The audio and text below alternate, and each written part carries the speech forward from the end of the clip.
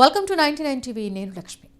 ప్రపంచ రాజకీయాలలో అధికారం ఒకవైపు ప్రజాసేవకు మార్గమైతే మరొక వైపు అపారమైన సంపదకు దారితీసిన సందర్భాలున్నాయి. ప్రపంచంలో చాలా మంది రాజకీయ నాయకులు కోట్లకు పడగలెత్తారు. కొందరు అధికారాన్ని అడ్డం పెట్టుకొని సంపాదించగా మరికొందరు రాజకీయాల్లోకి రావడానికి ముందే వ్యాపారాలు, పెట్టుబడులు, వృత్తుల ద్వారా సంపాదన కూడబెట్టుకున్నారు. సంపద ఉన్న నాయకుల కథలు రాజకీయాలు, ఆర్థిక శక్తి, ప్రజాస్వామ్యం మధ్య ఉన్న సంబంధాన్ని అర్థం చేసుకునేలా చేస్తాయి. ప్రపంచంలోని అత్యంత సంపన్న రాజకీయ నాయకులలో రష్యా అధ్యక్షుడు వ్లాదిమిర్ పుతిన్ పేరు తరచూ వినిపిస్తుంది. అధికారికంగా ఆయన ఆస్తుల వివరాలు స్పష్టంగా కనిపించకపోయినా పుతిన్కు అనుబంధంగా ఉన్న వ్యాపార వర్గాలు, రష్యాలోని చమురు, వాయు, బ్యాంకింగ్ రంగాలలో ఆయన ప్రభావం అపారంగా ఉందన్న అభిప్రాయం ఉంది.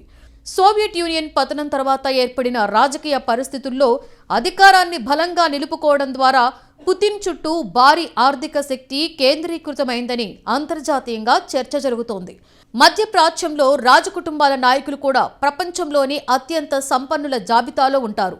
సౌదీ అరేబియా రాజకుటుంబానికి చెందిన నాయకులు చమురు వనరుల ఆధారంగా అపారమైన సంపదను సంపాదించారు. ఇక్కడ రాజకీయ అధికారం, రాజ్యాంగ వ్యవస్థ, చమురు ఆదాయం అన్నీ కలిసిపోయి ఉన్నాయి. ప్రజాస్వామ్య ఎన్నికల కంటే వారసత్వ పాలన ద్వారా అధికారంలోకి వచ్చిన ప్రపంచ రాజకీయాలలో వీరి ప్రభావం ఎంతో కీలకం.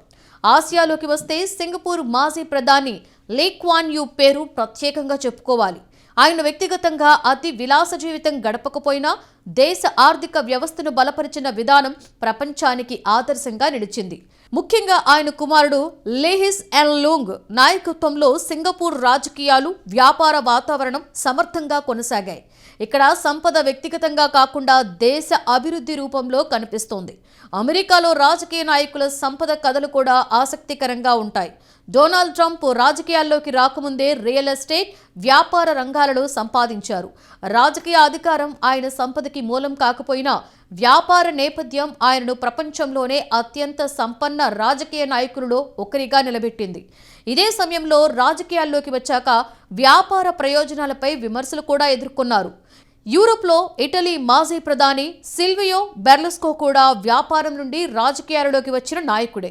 మీడియా, టెలివిజన్, రియల్ ఎస్టేట్ రంగాలలో సంపద కూడబెట్టిన బెర్లుస్కో రాజకీయాల్లోకి వచ్చి ప్రధానిగా పనిచేశారు. వ్యాపారం, రాజకీయాలు కలిసినప్పుడు కలిగే లాభ నష్టాలకు ఆయన జీవితం ఒక ఉదాహరణగా నిలుస్తోంది. ఇక ఆఫ్రికా ఖండంలో కొందరు నాయకులు అధికారాన్ని దుర్వినియోగం చేసి సంపద కూడబెట్టిన ఆరోపణలు ఎదుర్కొన్నారు. నియంతృత్వ పాలన, బలహీనమైన సంస్థలు, అవినీతి కారణంగా ప్రజల సంపద కొందరి చేతుల్లోనే కేంద్రీకృతమైంది. ఇక్కడ సంపద వెనుక కఠినమైన శ్రమ కంటే అధికార దుర్వినియోగమే ఎక్కువగా కనిపిస్తోంది. ఇక మరోవైపు కొందరు నాయకులు రాజకీయాల్లోకి రావడానికి ముందే కష్టపడి సంపాదించారు. వ్యాపారం, న్యాయవృత్తి, రచనలు, పెట్టుబడులు వంటి రంగాలలో విజయం సాధించి ఆ తర్వాత ప్రజాసేవ లక్ష్యంతో రాజకీయాల్లోకి వచ్చిన వారు ఉన్నారు. వీరి సంపద ప్రజల్లో అనుమానాలకు దారితీయకపోవడం గమనించదగ్గ విషయం. పుతిన్ నెట్వర్క్ ఎంత అనే విషయం అధికారికంగా వెల్లడి కాలేదు. అయినప్పటికీ దాదాపుగా $200 బిలియన్ వరకు ఉంటుందని అంచనాలున్నాయి. ఆయన సుదీర్ఘ రాజకీయ జీవితం ఈ అపారమైన సంపదకు కారణమైందని పలువురు అభిప్రాయపడుతున్నారు. బెలారస్ అధ్యక్షుడు అలెగ్జాండర్ లుకాషెంకో ప్రపంచంలోని అత్యంత సంపన్న రాజకీయ నాయకుల జాబితాలో 2వ స్థానంలో ఉన్నారు.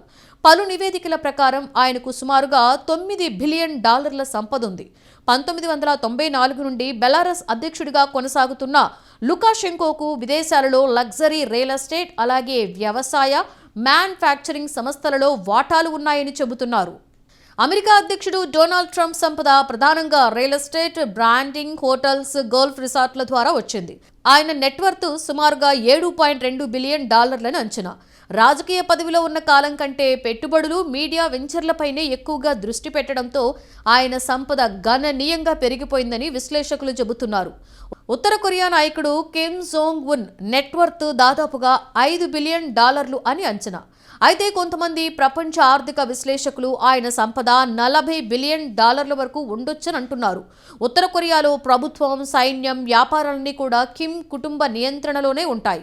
అంతేకాకుండా బంగారం, బొగ్గు, ఆయుధాలు, సిగరెట్స్, మద్యం ఎగుమతుల ద్వారా కూడా వారికి ఆదాయం వస్తుందని సమాచారం.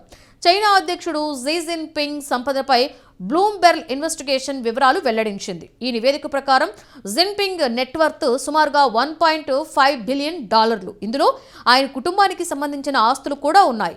జిన్పింగ్ వార్షిక జీతం కేవలం $22,000 మాత్రమే. అయినప్పటికీ భూ ఖనిజాలు, టెక్ సంస్థలు, బంధువులతో ముడిపడి ఉన్న రియల్ ఎస్టేట్ రంగాలలో అనేక పెట్టుబడులు ఉన్నట్లుగా సమాచారం.